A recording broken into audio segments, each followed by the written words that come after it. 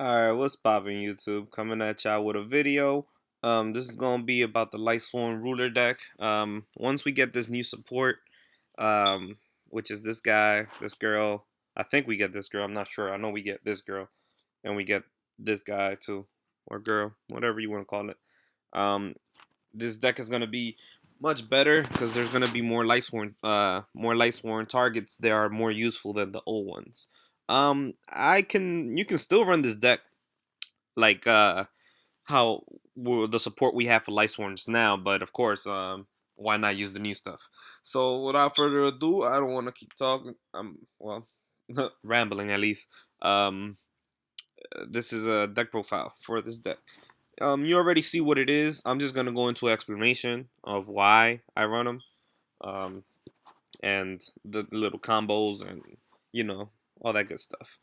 The side deck, don't worry about that. I was just messing around with different cards that I might want in the extra, and instead of keep searching it, I just put it in the side, and I'll make a side deck once I go competitive with this.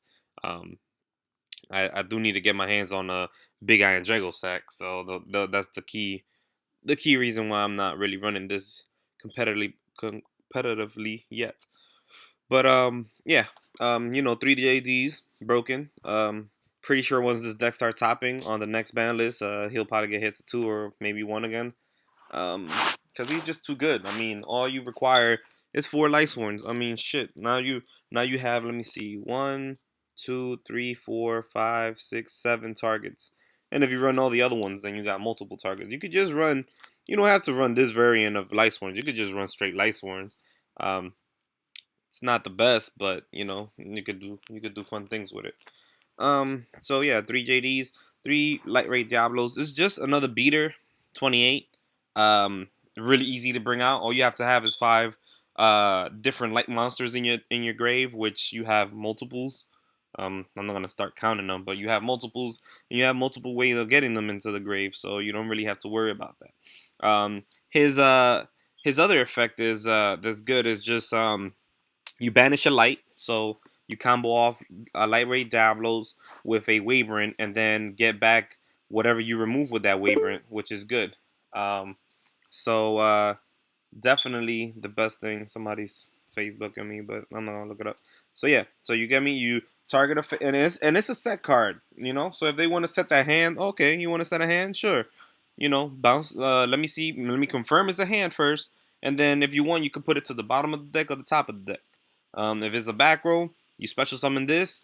If you want to bring out JD, you special summon this. Bait out whatever back row they have. If they don't have any back row that's baitable, then you just activate his effect. Um, he's a level 7 too, so that's how you can go into your rank 7s pretty easily. Um, Diablos along with the rulers, that's it. That's all you need really. And if you get desperate, I guess you could sync out. This is a tuner, so you can sync this with like any of the level 4s and make this guy right here. So Black Rose is supposed to be in there definitely because you want to be able to Black Rose the field and do shenanigans. I hate Wolf. I still run one because if he gets Mel special summoning, even if it's for a wall, still a good card. It's a level 4. You can go into rank 4s or you can go into tuner. Rank 8. I mean rank 4s or you can synchro for 8s. I wish that they made the extra deck bigger because this deck is definitely run so many different things. I'm pretty sure I'm running too many exceeds, too many rank 4 exceeds. I might take them out. It's just that situation wise, all those are needed. I don't see any that might not be needed. Maybe Cowboy's not needed because if I'm going for game, I'm going for game. But I've done Cowboy for game so many times that it's not even funny. So it's always a good card to have there, and it's really easy to make. This guy is a good addition to Lightsworns just because right when you summon him, you can mail 2 off your deck. All you have to, main fate, bam, you summon him, send 2 cards. That's it. And right there, you get your combos going. If you need the last Lightsworn, bam, you might smell it. In the end phase, he melts 2 more, so he melts 4. He's like a JD, if he stays on the field, of course. But still, just being able to send 2 on command, it's really good because now you don't have to wait till end phase. You can summon him, bait out that Veiler, bait out that Breakthrough, bait out that Fiendish Chain, because they're gonna do it. They don't want you to mail, so they're gonna do it. and then you bring out that JD or that Diablos, so or that Dragon Ruler. So it's pretty good. Two Lilas because you don't want to go too hard. I mean, if anything, you side into the third one, side into some Space Typhoons. Um, some people run two Monk. I could run two Monk. I wanted room for this girl. Um, this is another card, Archer. She's basically like Wolf, but she's a tuner. So when she gets meld, or excavated, either way, when she sent to the graveyard by a card effect. So even if you do Lavo Chain, you special summon it. It got a 2000 butt. You can't normal summon it, but it got a 2000 butt. And if it stays on the field, you can tribute it, target a monster on the field that your opponent controls, destroy that target, and then send 3 cards to the grave. Come on now. Too good. So that's why I run her. If you draw her, yeah, she's dead, but you have this to pitch for her. You have well, you just have this to pitch for her. You have solar recharges to pitch for her. I should be running Soul Charge, so I should find room for Soul Charge. Um, might take one of her out just to have one and one Wolf and one her. But I'm still tweaking the deck.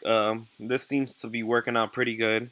Um, maybe I could take out the Envoy, but it's still another beater, and it's a level 8, and it's just something to bait out back rows with. I have 2 Curry Bandits and 3 Necro Gardeners to actually make a BLS live. Um, and this chick too, whenever she's normal, if let's say you get her late game, which is good, you normal summon her. If you have 8 Lightsworns in the grave, um, yeah, it says with different names. So you probably will never be able to get out JD with this card. But it's still a level 3 tuner. So I might take her out just because I don't really need her. But, Black Robe plays is really good to do on this deck if you can get it off. So that your opponent just instantly scoops. Because once you Black Rose, you could just do the AD. But JD does the Black Rosing for you. So it don't really matter. So I might take her out, put that solar recharge. I mean, not solar recharge, soul charge. Um, so it's up to you. She's pretty good for me right now. Haven't had any problems, but definitely will take this out for a soul charge.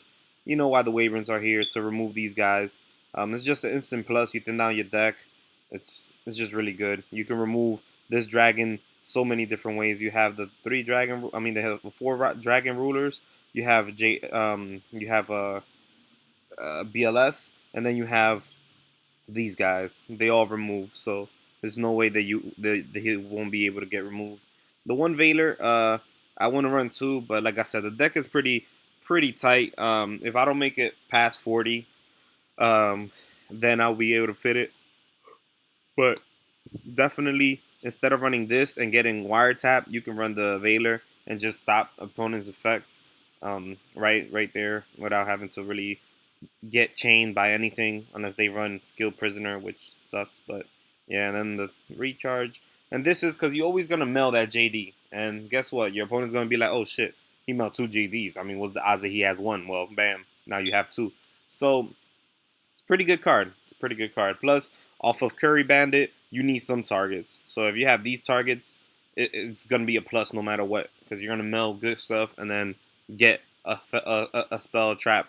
I mean, a spell that's gonna do something next turn. It's not a dead spell. So yeah, that's the profile. I mean, you see the extra deck, pretty standard. You can always change this lineup. I like the Stardust just because if I could do it at one point with JD on the field, destroying is the only thing that's gonna get that JD off. If I have Stardust and a Veiler in hand, then I could assure that my JD ain't going anywhere. So that's the only reason why I run Stardust. And then Scrap Dragon is just Scrap Dragon. I mean, shit, you could just pop and attack. It don't really matter.